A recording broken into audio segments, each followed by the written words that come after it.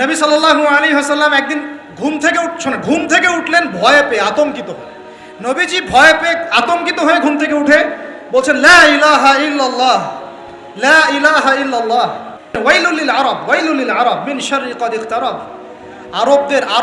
আরব জাতির জন্য ধ্বংস, আরব জাতির জন্য ধ্বংস। কি ভয়ঙ্কর ফিতনা ধেয়ে আসছে ওদের দিকে, কি ভয়ঙ্কর ফিতনা ধেয়ে আসছে।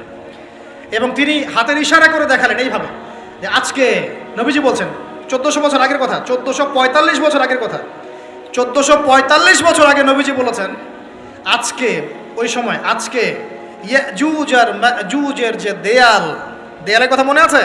জুলকারনাইনের সময় দেয়াল, এই দেয়াল এতটুকু পরিমাণ খুলে দেয়া হয়েছে, এতটুকু পরিমাণ খুলে দেয়া হয়েছে 1400 কত বছর আগে। তখন তার স্ত্রী বলছেন, আনুহলিকু ওয়াফিনা সালিহিন, আনুহলিকু ওয়াফিনা সালিহিন ইয়া রাসূলুল্লাহ, হে আল্লাহর রাসূল সাল্লাল্লাহু আলাইহি ওয়াসাল্লাম, আমাদের মধ্যে ভালো মানুষরা থাকা সত্ত্বেও কি আমরা ধ্বংস হয়ে যাব? আপনি যে বলছেন ওয়াইলুল লিল আরব, আরবদের জন্য ধ্বংস। নবীজি বলছেন, নাম হ্যাঁ, নাম হ্যাঁ, ধ্বংস হয়ে যাবে। ইযা কাসুরাতিল খাবাস, যখন নগ্নতা, বেহায়াপনা, অশ্লীলতা সমাজে রন্ধ্রে রন্ধ্রে ছড়িয়ে পড়বে, তখন আলেম জালেম সব ধ্বংস হবে। এই হাদিসটা অকাট্য হাদিস বুখারী মুসলিমের, মানে এটা সহিহ, এটা বিষয়ে কোনো সন্দেহ নেই।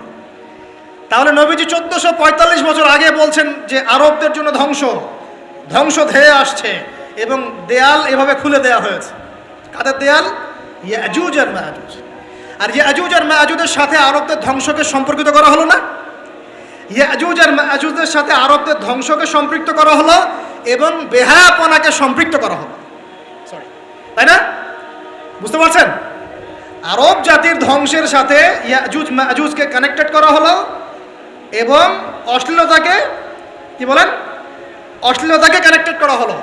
এখন আপনি চিন্তা করে দেখেন, সারা বিশ্বে পর্নোগ্রাফি কারা ছড়িয়ে দিয়েছে? বলেন দেখি, পর্নোগ্রাফি কি বেহায়াপনা না? সমাজের ইদা কাসুরাতিল খাবাস, যখন সমাজের রন্ধ্রে রন্ধ্রে বেহায়াপনা ছড়িয়ে পড়ে নাই? মিলান, হাদিসটা মিলান। সমাজের এই মেয়েদের এই যে ফ্যামিলিস্ট রেভলিউশন কারা ছড়িয়ে দিয়েছে? ফ্যামিলিস্ট রেভলিউশন কারা ছড়িয়ে দিয়েছে? ওরা। সমাজে মেয়ে ছেলে একসাথে চলবে একই পোশাকে, কারা ছড়িয়ে দিয়েছে? সমাজে মেয়েদের বেপরদায় চলার এই সংস্কৃতি কারা ছড়িয়ে দিয়েছে?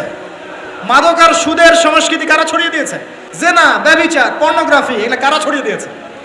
এটাই ওই যে খুলে দেয়া হয়েছে। এটা আমার ব্যাখ্যা, এটা আমার বুঝ।